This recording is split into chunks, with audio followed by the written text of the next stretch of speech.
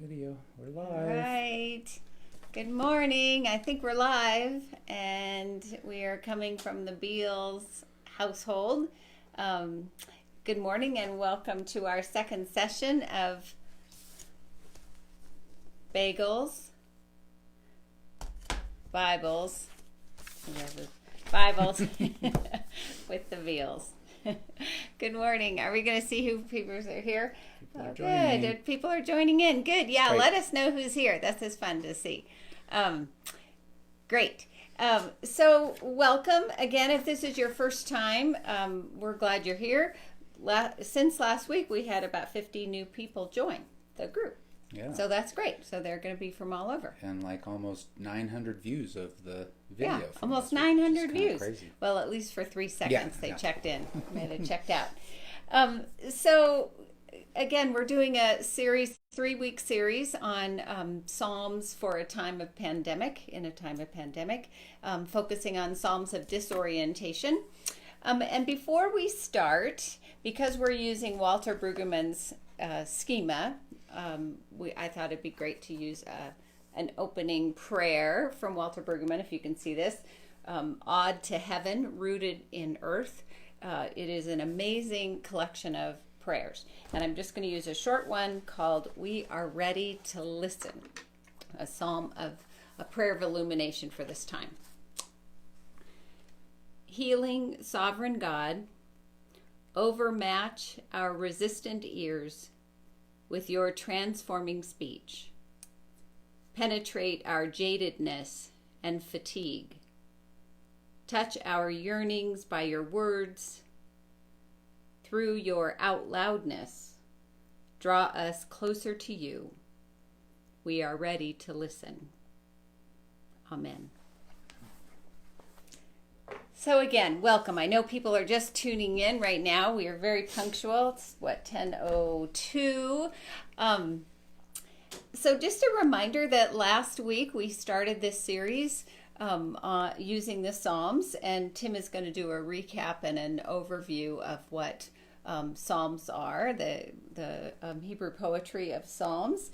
And then I will review the schema, the framework that we are using with Dr. Brueggemann, and the work that he has given us. So, do you want to start? Yeah. So All right. I just wanted to say a little bit about Hebrew biblical poetry first, and then just a very little bit about the Psalms. So just a couple things to keep in mind when you're reading Hebrew biblical poetry. One is that it is highly expressive. It's all about feelings and emotions, often, in a very kind of visceral, it almost feels excessive sometimes, the expressiveness of it.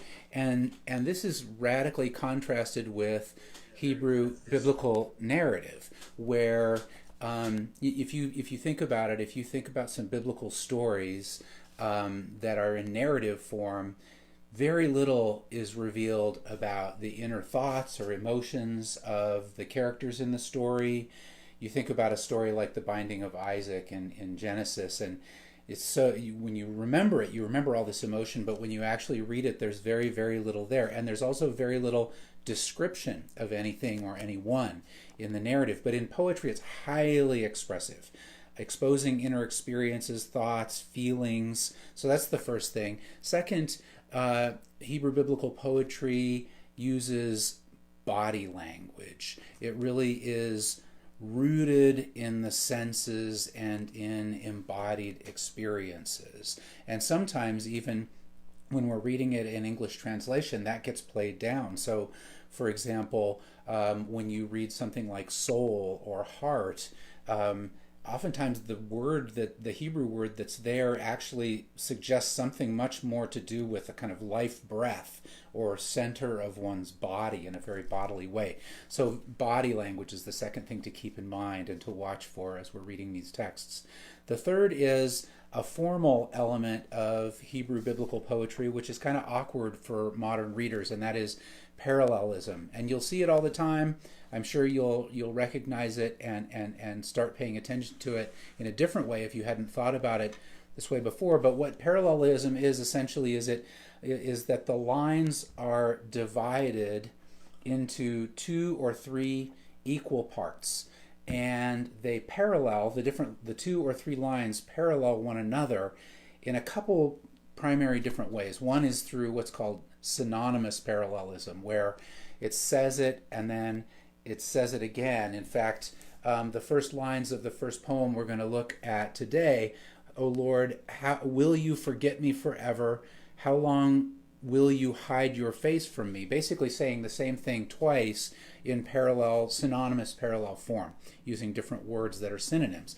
The other kind is antithetical parallelism, and that's where the first line says it one way and then the second line says it in an antithetical way, like in a reverse form. So the famous one from Isaiah that's in Handel's Messiah, every valley shall be exalted and every high place shall be brought low. The low brought high in the first line and the high brought low in the second line. And there are many, many examples of that. So those are a few things to keep in mind while we're reading biblical poetry. Just a little bit about the Psalms, and then Clover's going to say more. The Psalms are in both the Jewish scriptures and Christian scriptures. It is a collection of 150 Hebrew poems. They're written in the Hebrew language originally. The context for these in ancient Israel would have been different contexts of ritual, worship, events such as New Year's celebrations or fall harvest festivals or all kinds of things, coronation of a king or a pilgrimage to Jerusalem, all kinds of possibilities like that. But it's a ritual context. And in fact, this is the third thing, they were performed, they were sung, they were canted. This is not poetry that you had on your bedside that you read at night or devotional literature. This was social literature that was shared and performed and read and actually sung aloud. So what's in there, those 150 psalms represent probably centuries of history of ancient Israel and Judah. They were originally orally performed and part of the life, the religious life of the community. Eventually they were collected, in written form, and then redacted more and more down into this collection of 150 that we have now in our Book of Psalms. So is it kind of like the Book of Common Prayer? That kind of liturgical rubrics, that's prayers, a great way to think about it. Hymnody. Mm-hmm. Yeah. Right, and sometimes we call it Israel's songbook or Israel's hymn book or something like that. Okay. Absolutely. So sometimes when you're reading them, you kind of, wait, what's going on here? This seems like it's appropriate to a certain kind of event, a certain kind of ritual. So we can kind of get a little window into how it might have functioned in that ancient world. Yeah. Just like reading the Book of Common Prayer has that. Right. I don't think we think of the Psalms as a collective, a collection of collective prayers and songs. I think they've become so devotionally focused that it's hard to imagine that they were used in times of worship and liturgy and festivals, as you said, because we think of them as, I think, private, more of like a private devotion. Book, yeah. Mm-hmm. So this is great to open it up. So you want me to talk about framework? Yes. Or what? Yeah. Yeah? Okay. So we're just going to repeat. If you weren't here last week or you just want to be refreshed. I know some of you ordered Walter Brueggemann's book, The Spirituality of the Psalms, or The Message of the Psalms, I heard this week. So that's great. That is wonderful. So just a reminder that the framework or the schema that the Psalms, we look at this, the lens through which we're looking at the Psalms is this schema, living a life of orientation. So living in orientation, using Psalms that reflect that stage or that phase and place in our lives. And then disorientation, a time in our lives when we are unsettled. Life changes from stability to disorientation, from orientation to disorientation. And then what we call new orientation, or what Brueggemann calls new orientation, not reorientation, but new orientation. And so the time of orientation in our lives are those times of stability and equilibrium. The Psalms of orientation might be songs of praise and blessing, and the word blessed is used a lot. It's the times when things are predictable, and these psalms almost feel a little naive in some ways. They can feel like that, be heard like that, but they're kind of, I think of them as the ordinary times of life where things are stable and equilibrium is there. And then disorientation is when something comes into our lives that literally disorients us, that we get destabilized, and we experience disequilibrium, dislocation, ungroundedness, and uncertainty. So we've been thrown off a little bit, and so the Psalms of disorientation are so helpful because they disrupt this narrative that life is good and we should always be thankful to God for all things, and sometimes it's not like that. And the Psalms of disorientation give voice and give us language for times like that. So that's what we're going to look at today.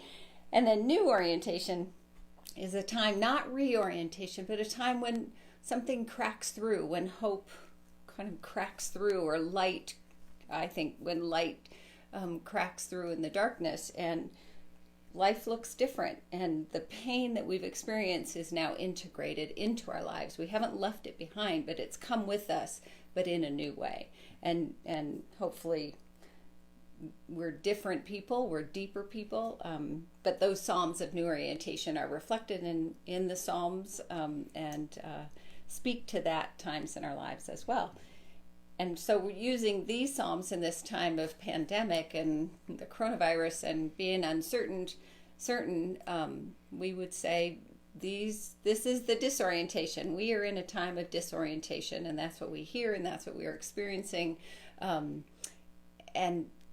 that's okay. We have to stay here, and we can extract language, I hope, from the Psalms. Yeah. To give voice to this. Yeah, I think one of the amazing things about the Psalms of disorientation is that they, don't shy away from that raw experience of ungrounding, disorientation. They don't say, I know it's all going to be fine and I'm probably just feeling this way, but this is how I'm feeling right now. It's going to get better. Just have to go through those stages or whatever. They stay in that grief, that disorientation, that sorrow, that pain, even physical pain, sometimes in a way that actually makes us uncomfortable. But that's because I think our larger society is less comfortable than the Psalms are with holding that kind of pain and grief, with honoring that voice of disorientation. Absolutely. We're so given over to the denial of darkness in our lives, or the pain of it. We want to numb it and move away from it. We talked a lot about that last week. And this kind of language that allows us to speak aloud, and the amazing thing that community is allowed. It's one thing to be in your private prayer space reading a text like this that gives language to pain and suffering and disorientation, but to think of it as prayers that the community read, railing against God in some of these extreme ones, it's kind of mind-blowing. I don't know how comfortable we would be to do that. But perhaps we should try. Yeah, and it reflects, I think we talked about this last week a little bit, it reflects a theology, a certain understanding of God is all I mean by theology in this case. A theology that suggests, or that believes, that voice of suffering, pain, disorientation can move God, who is otherwise not being moved right now, can provoke God to act, can motivate God to act on behalf of the ones or the one who is suffering, which is remarkable. We don't think about God that way. No. But that clearly is what's part of what drives these Psalms of disorientation, is I can do this, and I expect some kind of a response Right. from God out of this. Right. Not a response that says, "Oh, you just felt that way. Those were the times when I carried you," as that famous Right. footprints in the sand Right. parable goes, Right. but actually a return of God to the one who has Right. experienced Right. absence. Almost like God's face turns and Totally. hears and remembers and sees. Yes. Yeah. Yeah. Yeah. There's such a candor and a boldness in those prayers. That we just don't let ourselves praise. We are so tame and domesticated in the way that we approach God, and if you read these psalms aloud, it almost makes you uncomfortable. Yeah. It's like, it's not. Yeah. Excuse me, it's in the scripture. I hope you don't mind if I say it like this, but the Right. Bible says it like this, so I'll just Exactly. use this. Exactly. Yeah. Anyways. Yeah. So today we're going to get into a couple texts in a little more detail. I think you might have seen the post yesterday that we're going to look at Psalm 13 first, which we'll kind of go through, mostly the two of us talking about.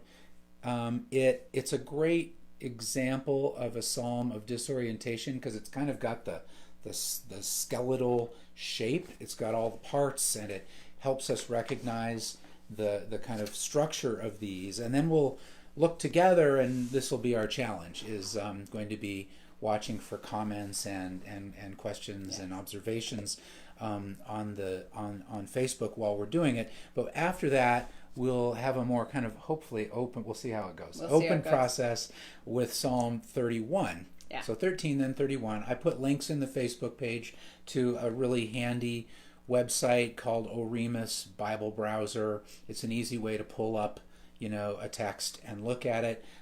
We're using the New Revised Standard Version translation, which is a perfectly good one, but there are other ones out there. It's the one that most Presbyterian churches and mainline Protestant churches use. But we're going to look. You can say something? I'm just going to say, if for some reason we blink out, the video stops because it did last time. We know that. You don't have to tell us because we won't be able to see you either. So we will get back online as soon as possible. So don't go away. Just hang in there and know that we know that it's there. Yeah. And as I keep looking away, I'm looking at my iPad to try to see the comment. So yeah. And if the dog goes crazy, Francis starts barking, and you see my face turn burning bright red because I'm just so angry because that was the one thing I was hoping wouldn't happen, that we could get a little help on. I think you don't need to tell me my face is turning red because I feel it. It's like heating up the room, and it will go away eventually. I've learned this as a teacher. We've learned it about Tim. Yeah. We just let him. I've noticed at least one of my former students online. Hi, Caitlin. And so she probably knows exactly what I'm talking about. Anyway, so as we get into these texts, I want to just kind of lay out our method, the way we're going to approach them. I think it's a really helpful way in. It gets us focused on the details of the text, and that is the most important thing.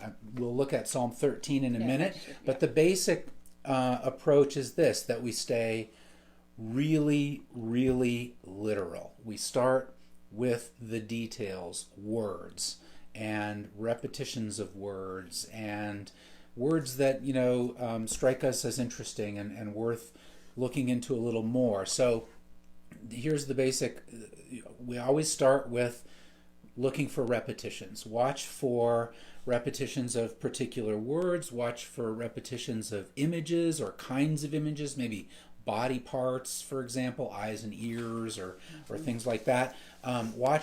Pay attention to the verbs, not just what verbs are being used, but also the verb forms. So at one point it might be going along in a first person singular, I this, I that, and then switch to imperative, telling God to do something. Be gracious unto me, or look at me, something basic like that. So look for those shifts and the patterns, the repetitions of verbs, and then when they shift to another kind of verb, that can really help a lot. And then pay attention to what we call particles. Things like they come into English in the form of like therefore or because or behold.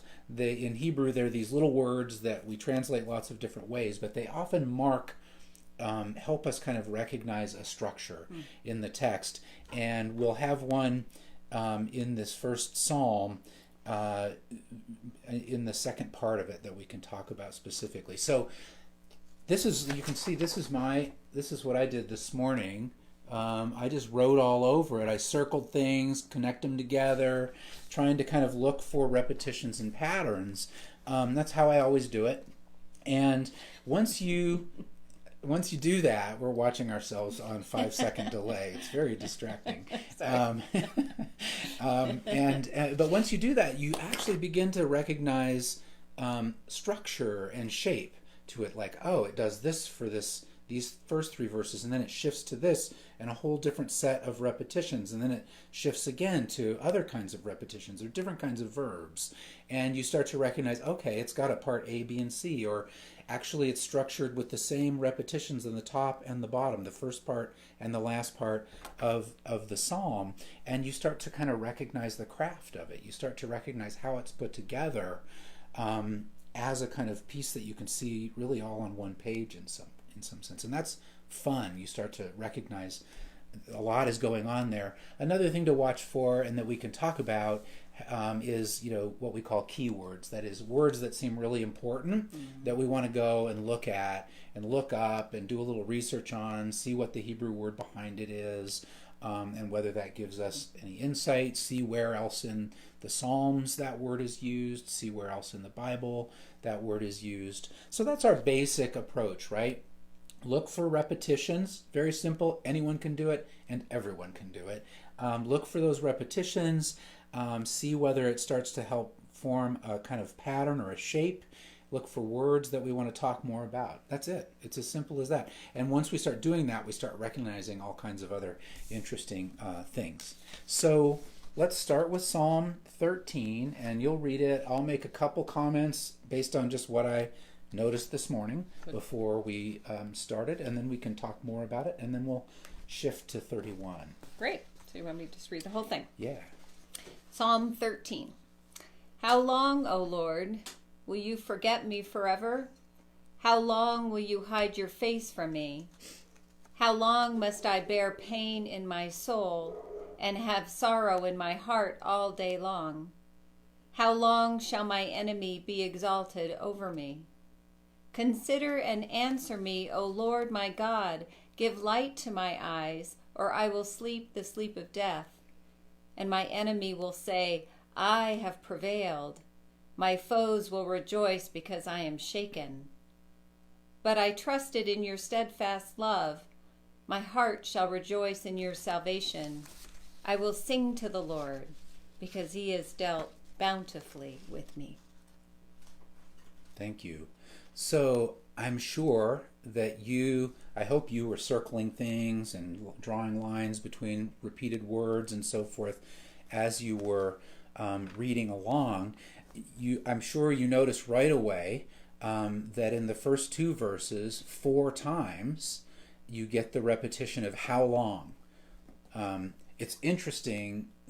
I'll talk a little more about that, how long, in a minute, but you get the repetition of how long, and then with the verbs, you've got will you, second person in the first verse, and then in the second verse, I bear, and sorrow in my heart, and my enemies exalting over me. So how long will you, and then how long am I, right? So that, and then you've got a shift there at verse 3 that's kind of easy to see if you're paying attention to the verbs, because all of a sudden at verse 3 you get 2 imperative verbs directed at God. So consider, actually 3 imperative verbs. Consider and answer me, O Lord my God. Give light to my eyes. 3 imperatives. Consider, answer, enlighten. It's just one word there. It's a verb form for light, which is kind of interesting. So 3 imperatives. So you've got a shift to a new part, at that point. And there is a particle there that's hard to see in the English right after eyes, or I will sleep the sleep of death, which in Hebrew is much sparser. It just says, or I will sleep death. And that next one, and my enemy will say, is actually another of the same little particle for or. So do this, do this, do this. Consider, answer, give light, or I'll sleep death, or my enemy will say, I have prevailed, my foes will rejoice because I am shaken. So do these things, or this is going to happen, right? And then you get another shift if you're paying attention to verbs starting at verse 3. You've got 3 verbs: I trusted, my heart rejoiced, I will sing. All in the first person, these verbs. And the first one is in past tense, I trusted, and then the next 2 are things I'm going to do. You could say potentially, because I trusted. I trusted, and so my heart will rejoice, I will sing. And it goes from there. So already you see the 3 parts, right? The first part structured around that how long, how long, how long, how long. The second part structured around imperative verbs: consider, answer, give light, or these bad things are going to happen to me. But you might wonder if the psalmist is saying, and they're going to make you look bad too, right, God. There's always a shaming. Right. And then there's a turn there. It's almost like, did this happen in the past, or is this being imagined? But I trusted in your steadfast love, and my heart shall rejoice, and I will sing. You go from trusted to joy in that last part. So that's the kind of, you already then got a structure that's built around those verbs. When you read it the first time, you might not have noticed that, but it's right there. And if we just pay attention to what seems simple and literal, that's how we begin to see those things. A couple quick additional comments, and then I'll hand it over to Clove. But that how long is really interesting because it is a construct of 2 words, ad anah in Hebrew. Ad is a preposition, ad, that means something like up to or until, something like that. So the word that gets translated as forever oftentimes is ad olam, up to the world. Olam is the world, so until the world, or something like that. It's not exactly infinity or something like that. But ad anah, anah is a question where. It's an interrogative where. So what is really being asked here is, up to where, O Lord, will you forget me forever? Up to where will you hide your face from me? Up to where must I bear my pain? Up to where shall my enemy be exalted? Very strange language. You could maybe say, how far? How far is this going to go? Take this? Yeah. And then, of course, we talked a little bit already about that, those imperatives and the lest or this is going to happen, which sounds a little manipulative. Sounds like, this is what's going to happen if you don't do these things. Right. God. Yeah.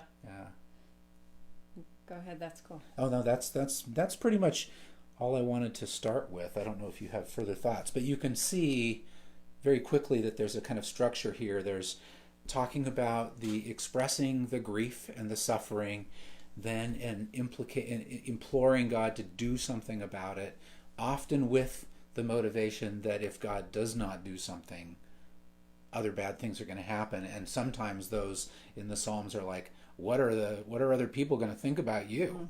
If what kind of God are you if you let this happen to your most faithful servant, right?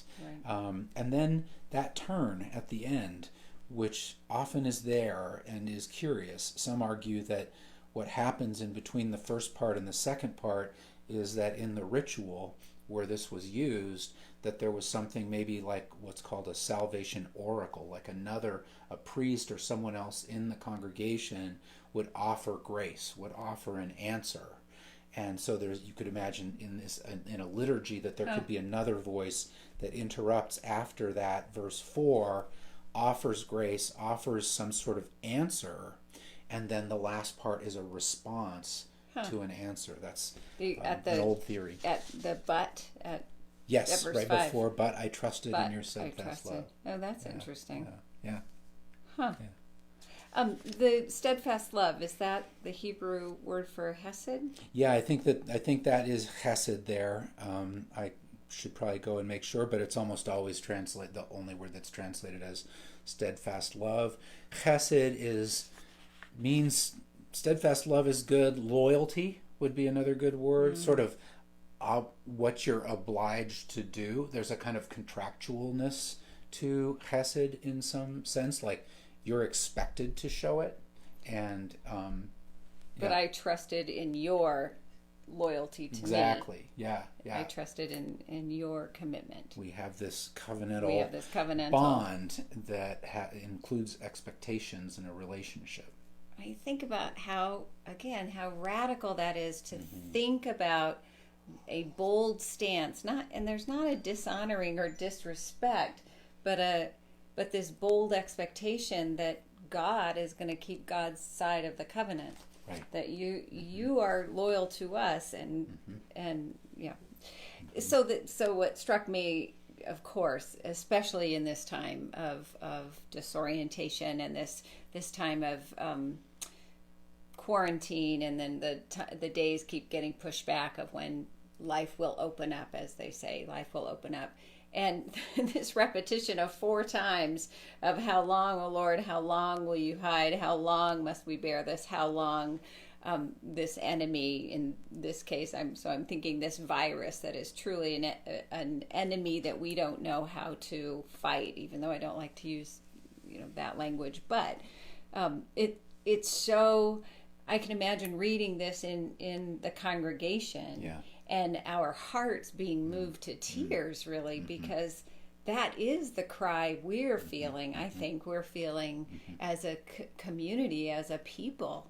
How long will this go on? And all these projections and all these models and all these anticipatory assumptions about what's going to happen. But the truth is we have no idea, really. And this speaks to that deep insecurity, I think, that we feel about not knowing. Yeah, that strikes me, makes me remember something I was thinking earlier. How long will you hide your face from me? This is a common expression in the Hebrew Bible for, divine absence. But something we might not know, and this is back to the embodied language of Hebrew biblical poetry, the phrase that is, or the word that is translated as presence, being present in Hebrew scripture, almost anywhere you see it, is lifnei, which is la is like to or at or something like that, and phenei is a form of pana, which is face. And so in Hebrew, to be present means to be in the face of. Oh. And I'm thinking that now with like so-called social distancing and not being literally, presence is being in the face of someone, which is what we're not allowed to do in so many ways. We have to be far away. We have to cover our face, which is sort of a veiling of our own presence, a hiding of our face from me. Yeah, it's not presence in the same way, and that's a part of the pain. And it's part of the disorientation. Absolutely. Oh wow, that's great.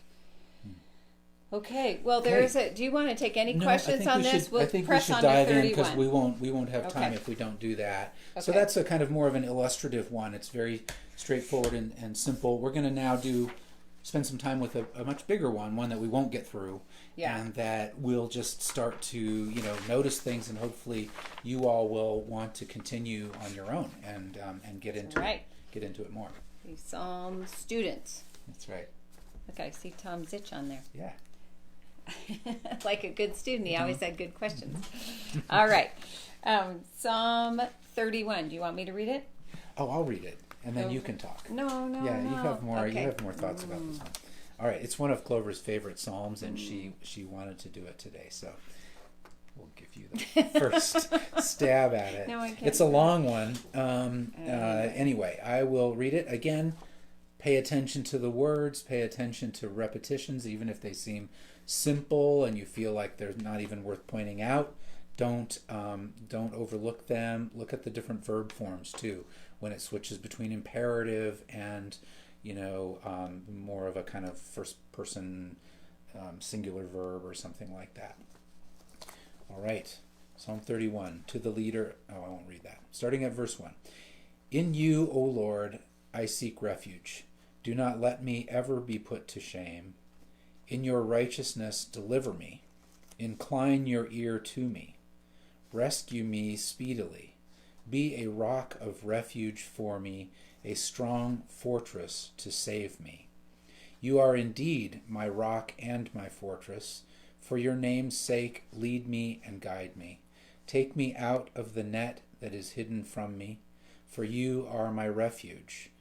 Into your hand I commit my spirit. You have redeemed me, O Lord, faithful God. You hate those who pay regard to worthless idols, but I trust in the Lord. I will exult and rejoice in your steadfast love, because you have seen my affliction. You have taken heed of my adversities, and have not delivered me into the hand of the enemy. You have set my feet in a broad place. Be gracious to me, O Lord, for I am in distress. My eye wastes away from grief, my soul and body also. For my life is spent with sorrow, and my years with sighing. My strength fails because of my misery, and my bones waste away. I am the scorn of all my adversaries, a horror to my neighbors, an object of dread to my acquaintances. Those who see me in the street flee from me. I have passed out of mind like one who is dead. I have become like a broken vessel, for I hear the whispering of many, terror all around, as they scheme together against me, as they plot to take my life. But I trust in you, O Lord. I say, you are my God. My times are in your hand. Deliver me from the hand of my enemies and persecutors. Let your face shine upon your servant.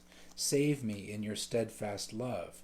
Do not let me be put to shame, O Lord, for I call on you.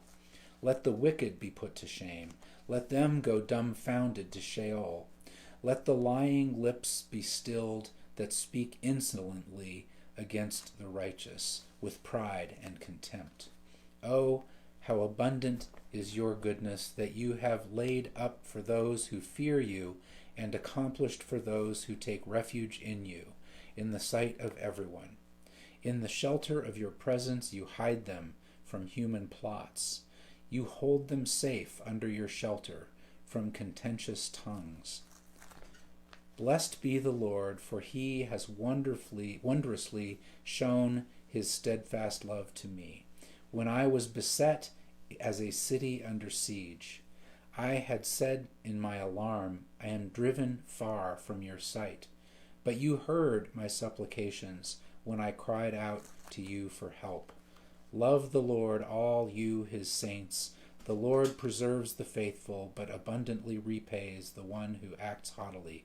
Be strong and let your heart take courage, all you who wait for the Lord. And this isn't we wouldn't consider a traditional psalm of disorientation, would we? I mean, I think that it is a psalm of disorientation insofar as the core of it is that voice of distress and disorientation and calling to God for deliverance out of that. But it does kind of vacillate back and forth between that disorientation and a kind of confidence based on past experience that God is going to be there for this person. Mm-hmm. And at the end, it almost seems like it's over. Like starting in verse 21, when I was beset as a city under siege. Well, that sounds like the language that the psalmist was using earlier in the psalm in the present tense. Yeah. And so it's like looking back. Yeah. We could argue again, maybe like something like that salvation oracle, another voice. It was part of this as more of a dialogue in some earlier context. Mm-hmm. You want me to say something? Yes. Well, the reason I the reason I really have appreciated Psalm 31 since I was and some of you who have heard me preach on this. In fact, I preached on this the first Sunday of Lent, this Lent in 2020.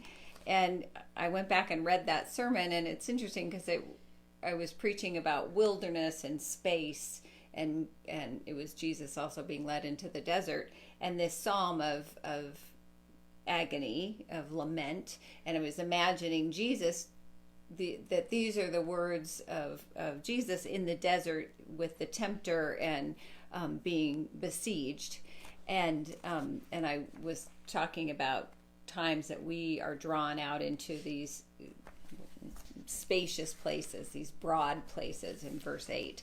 And it was interesting to read back at March 1st saying, what are the places where God is leading us into disorientation, into spaces of insecurity and uncertainty, and in our hearts and our souls, and what are we going to learn about ourselves in those desert wilderness times?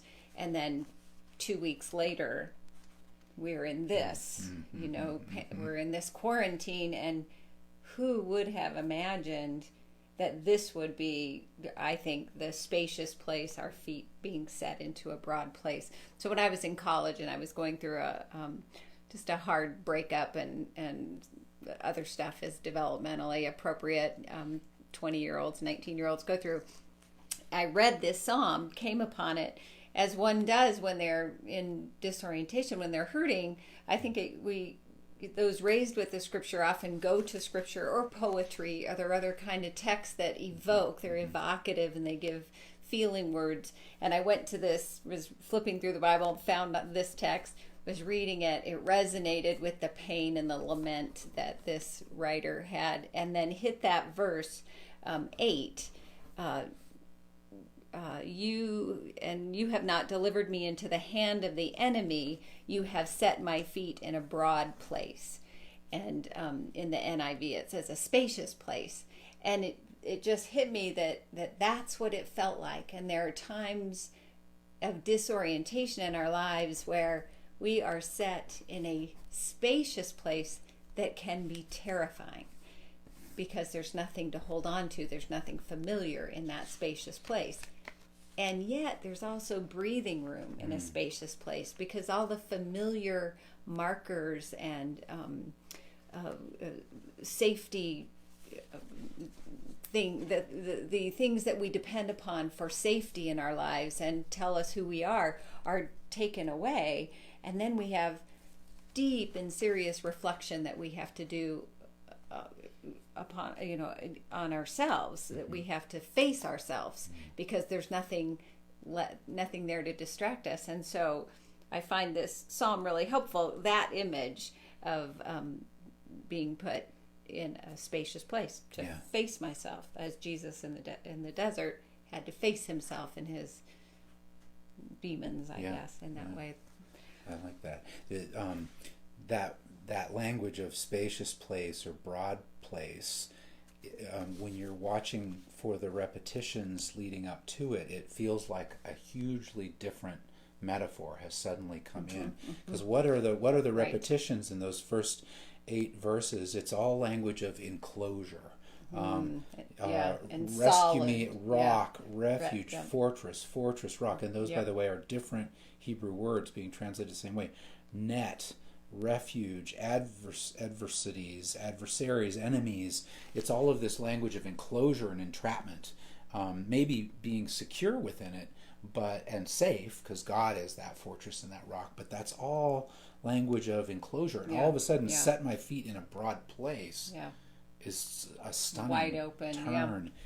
The other thought that's in those first verses, which are kind of doxology, they're kind of praise for God, as refuge and security and so forth. Into your hand I commit my spirit. I think some of us will recognize that as Psalm 22. Psalm 22, and what Jesus said on the cross at the moment of death. And the other psalm that Jesus kind of brings into that is that line, my God, why have you forsaken me? So Jesus in that gospel story is kind of bringing intertextually in two different lines from two different psalms of disorientation as a kind of resource for making sense out of what he is going through in that moment, which for those with eyes to see is a moment of radical disorientation. Right. And his listeners, or the listeners of those texts or those stories in Jesus's mouth, those words in his mouth, the listeners would have recognized those, I would imagine, from the use of these texts in the life of the community. Absolutely. I was looking at, after the nouns, as you said, the safety, the rock, the fortress, all those that hear my cry to rescue me, to shelter me, to save me, to spare me. This collage of really powerful verbs, these cries to be released. And then you said earlier the physical, that my eyes and my body will waste, and my strength, and the sighing, and the I am a broken vessel. There's this such physical anguish in this text as well. So you think, was this writer sick? I mean, really feeling it, or is that just how pain feels? The emotional pain is in our bodies. Yeah, good, really insightful point. You could hardly come up with more ways of talking about physical suffering. My eye wastes, my bones waste, my soul and my body. By the way, soul is, the Hebrew is nephesh, and it really would be something more like my kind of life force. It's what we breathe in and exhale that keeps us alive. The word for body there is beten, which actually is something more like belly. It's the word for womb in many cases, or the word for gut when it comes to a male human. One? Say it again. Beten. So my soul and body also in verse 9. So the body is that. You could read that not so like mind body or spirit body, but as two more words for the body, more specific ones, like my throat, my breathing lifehood, and my belly, which is where I get my food, which is what I'm sustained by, breath and food, right? So it's very physical. Now, we haven't quite talked about it, but I think we're assuming that something happens between 8 and 9, right? Yes. Up till 8 is praise. It's doxology, as we traditionally put it, about what a refuge God is, all of that language about refuge and fortress and, secure against enemies and so forth. It turns at verse 9, and that's where the disorientation breaks in. And the turn is noticeable, especially because it's no longer language of you are this, you are that, you are like this, you are like that, for the people who follow you, which is verses 1 to 8. It goes to the imperative, and that's always a sign. Be gracious unto me, for I am in distress. And if you pay a little closer attention there, we noticed all that body language. That's all in verses 9 and 10. Eye wastes, soul and body also, bone wastes, sighing. All of that is about personal, individual, embodied suffering. And then something changes at verse 11. The state of suffering is described in more social terms. I am the scorn of all my adversaries, a horror to my neighbors, dread to my acquaintances. People on the street run from me. No one remembers me. It's like I'm dead. I'm a broken vessel. Like you can imagine a broken vessel in the street that's being ignored. Whispering of many around me. So all of that is, the first is all about the physical, individual, personal experience of suffering, and suddenly it moves to the social. The social, very marginalized, and completely outcast and scorned, and a thing of horror to everyone around. And then it turns again after that. But I trust in you. And then you've got the first person verbs. I do this, I do that, I do this. I'm yours, and I do these things to and for and on behalf of and faithful to you. And then back to that doxology again in verses 19 and 20. This is the kind of God you are, right? Again, sort of motivating God to be that God, especially for God's faithful. And then, of course, in the last verses starting at 21, again, there seems to have been something that changed, right? Blessed the Lord, for he has wondrously shown his steadfast love to me. By the way, that's another strong repetition, right? Steadfast love, steadfast love. Yeah, it's a return to it. Yep. It's like contractual, like this is what I'm expecting from you based on my devotion to you. When I was beset as a city under siege. Right. Well, in the beginning, it's all about God is the fortress and the refuge and the rock and the safety. And when this psalmist, I don't want to say he, called out, when she called out, it was from that experience of being beset, of being under siege, and crying out from that, but seems to remember being answered. So again, there's that turn. Like, when did that happen? I didn't notice it in the psalm. We didn't notice it, right? Yeah. But it almost is like thanksgiving there at the end. I think this is such an honest, again, another heartfelt, I can feel this. I had said in my alarm, like this terror, I am driven far from your sight. Like that is the cry, that we hear. I cannot see you. I am not seen by you. And then this, but you heard my supplications when I cried out to you for help. It's back to that idea of we cry and God might be moved to turn and see us, because this psalmist is out of sight, and then God heard or God turned. Yeah, there. Steve was asking how do we bridge forward from that ancient transactional kind of relationship and some of this theology that feels very foreign to us into our contemporary ways of thinking. And I guess I have two thoughts about that.